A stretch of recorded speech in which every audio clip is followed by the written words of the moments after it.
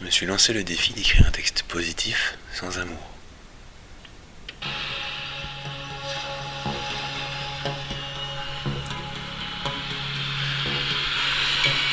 Et je commencerai par vous parler de respect, que l'on garde pour tous ceux qui ont changé le monde. Tout ce qui passe à côté d'eux paraît surfait, et pourtant chacune de nos vertus porte des ondes. Je vous parlerai de passion quand bien même.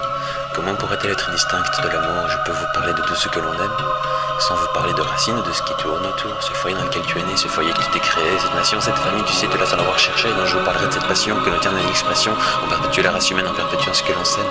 Malheur, bonheur, ambiance, immortalisée, forme les arts les plus positifs qu'on peut imaginer. Quand chacune des vérités est dite, on s'en sent soulagé. Compatissant, c'est que l'on se reconnaissant, on peut s'identifier. On se sent moins seul à se découvrir de passion pour ce genre humain que nous découvrons. Même dans les pires malheurs, nous sommes à l'unisson. Comment se sentir seul quand l'univers est une moisson? Chaque parcelle d'étoiles a une histoire à raconter, même fragmentée jusqu'à n'être que poussière. Elle brille dans la nuit et reste notre lumière. Quand elle est toi-même n'est que poussière, arrêtez.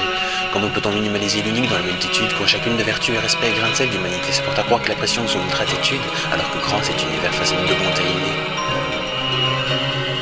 Bonté innée.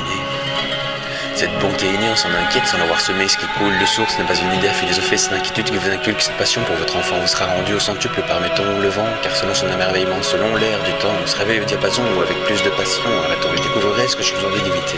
Laissez-vous le temps pour quand même s'y attarder, mais bon, voilà, on peut passer à autre chose. Tout ce que vous voulez du moment que je garde ma prose. Si l'enfer c'est les autres, alors je détiens le paradis. Et le meilleur de tout ça, c'est que je suis encore en vie.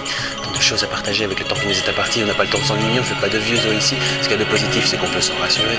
On n'a pas le temps de s'ennuyer dans un espace d'éternité. Parfois tu crois qu'un paysage ne reste qu'un paysage. De toute façon on vit dedans mais il reste loin. Mais à force de marcher on se rapproche, on se joint au nuage, on touche l'horizon, on est touché par son renouveau. Enfin, ce qui est éternel c'est cette beauté insensée. Comme le souvenir elle est répétée mais nous paraît différente. Tout paraît nouveau, étonnant face à cette beauté. Sous la forme d'une force qui n'a de cesse d'être enivrante. Une autre grandeur d'âme est équivalente à l'eau drôle. On vit, même effrayé par l'espace, on grandit, on trouve sa place. Même perdu dans l'espace on s'y retrouve ravi. Et dans cette relation entre nous le monde on ne perd pas la face. Sachez que le monde humain est un paysage qui prend de l'âge. Comme quand tout homme mûrit et devient sage. Comme à l'image de celui qui le regarde en face pour ce qu'il est. Or du coup notre race, ce qui apparaît comme vrai, de plus en plus vrai, le contemplateur nous dicte nos pensées. Le monde est à l'image d'un homme seul perturbé parce qu'il aurait voulu changer dans un certain passé. La terre et l'homme sont maintenant liés par un rapport sensé.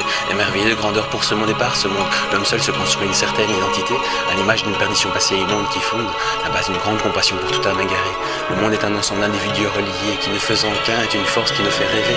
C'est drôle qu'une pensée unanime peut être d'une compassion, c'est pourquoi nous débattons d'avoir une bonne raison. C'est drôle comme nos expressions communes sont des combats. C'est mieux quand une pensée unanime est empreinte de passion. Se battre pour exister est un simple constat, ne pas se battre pour exister, et on en vient à l'unisson, la transformation de Jésus de toute vertu en acte divin, mais de la grandeur dans notre petite vie de pékin. Si parler avec bonté était sa destinée, et qu'il était le Fils de Dieu, qui plus est, rien ne peut ternir ces paroles qui font rêver. Et le plus beau, c'est qu'au cours de notre vie, on les aperçut comme vrais. Le royaume de Dieu bienveillant et enfantin, ce qui donne à ces deux termes un certain temps de grandeur, un lien qui unit les cieux à de la simplicité qui fait des animaux des envieux. Nos mouvements de foule ne sont pas tous vertueux, mais ce qu'un seul lui dans les yeux de tous fut respectueux, ce qu'un seul lit dans les yeux de tous est de lui. C'est quelque chose qui vient de ce qu'il y a de plus beau chez nos proches, sans craindre de l'inconnu, chaque prochain devient ami. Famille qui part de la foi même d'une seule gravée dans la roche pour faire parler, sortir du commun ce qui nous anime tous. Des organismes qui multipliés à l'infini ne finissent pas par être dénaturés, mais tous définis au beau milieu du Capharnaüm qu'est la vie. Les anciens prévalaient à Jésus et Jésus prévaut aux anciens. Les anciens ne vous prévalent pas et vous prévalez au prochain, car l'être humain en son présent est célébré, malgré l'échelle des âges où celui qui disparaît se tait.